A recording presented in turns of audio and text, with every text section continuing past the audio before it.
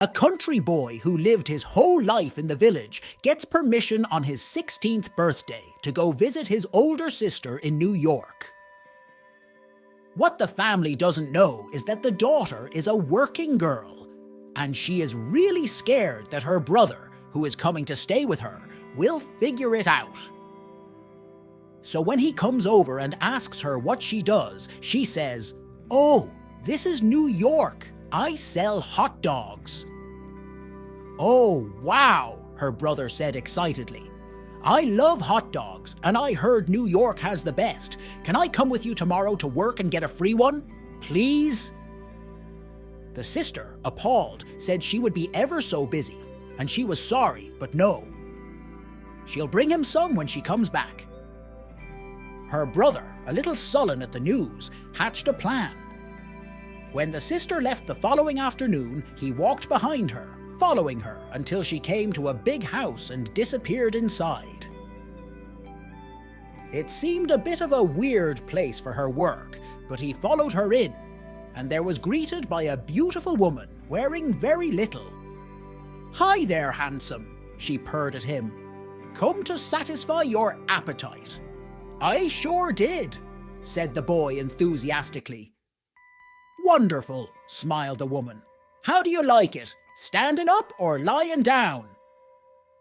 "Well," said the boy, "I'd rather have it in a bun." 0. A marketing person finally managed to corner me at the mall and ask a series of survey questions. Here is how you make sure you don't get bothered twice. "Hi, can I just ask, which shaving cream do you use?" "Gems." The interviewer dutifully recorded my answer and proceeded with the next question. "Which aftershave do you use?" "Gems." "Which deodorant do you use?" "Gems." "Which toothpaste do you use?" "Gems." "Which shampoo do you use?" "Gems." "Which soap do you use?" "Gems." "Thank you. I have one final question. Tell me, please, what is Gems? Is it a foreign company?" "Nah, Gems my sister." 1. It was the mailman's last day on the job after 35 years of carrying the mail through all kinds of weather to the same neighborhood.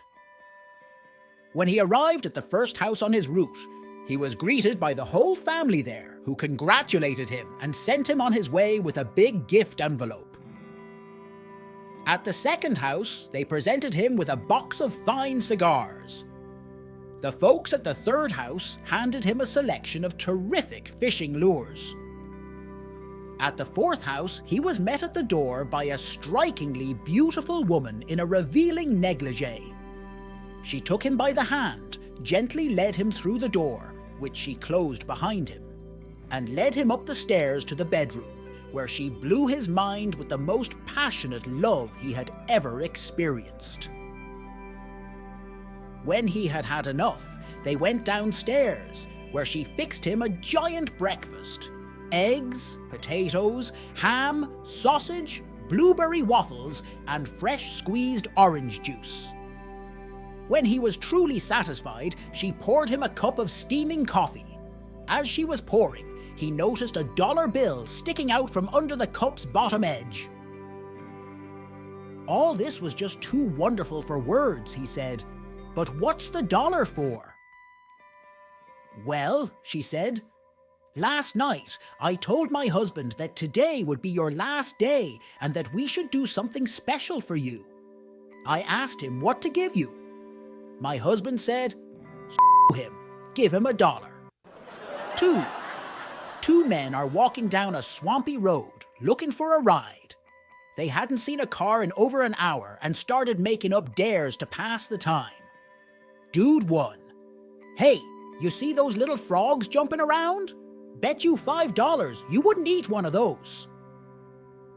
Dude 2, being the macho sort of guy who can't turn down a dare, grabs a little frog, pops it in his mouth, and gulps it down. Dude 1 reaches into his pocket and gives Dude 2 $5. They continued walking for a while. Dude 2, "Hey, you know what? I bet you $5 you won't eat a frog." Dude 1, not to be outdone, grabs a frog and eats it whole. Dude 2 gives Dude 1 back his original $5. They continue walking down the road for another 20 minutes when Dude 2 turns to Dude 1 and says, "Hold on, why did we eat them frogs? There was once a very successful farmer from Texas who started gaining interest in his ancestry. After doing some digging, he traced his lineage back to a small town in Ireland. And lo and behold, they were a family of farmers.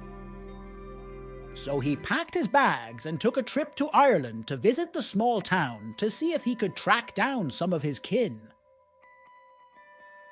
After landing in Dublin and driving an hour outside of the city, he stopped in a pub to grab a drink and start asking around about his family.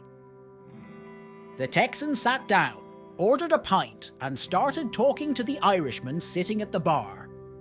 After explaining his story and the purpose of the trip, the Irishman responded, "You don't say. I've never heard of your family, but I'm a farmer as well. Tell me, what's it like farming in Texas?" "Gladly," the Texan said. "Farming in Texas has been quite lucrative for me. If you started out in the morning and drove west, you could drive all day before you reached the end of my property. And if you started the next day and drove east all day, you wouldn't reach the end of my property. Same thing north and south. You could drive either direction all day, and you wouldn't reach the end of my farmland." "Ah, I know what you mean," said the Irishman. "I've got a tractor like that as well." 4. A guy is walking down the street and suddenly notices that his watch has stopped working.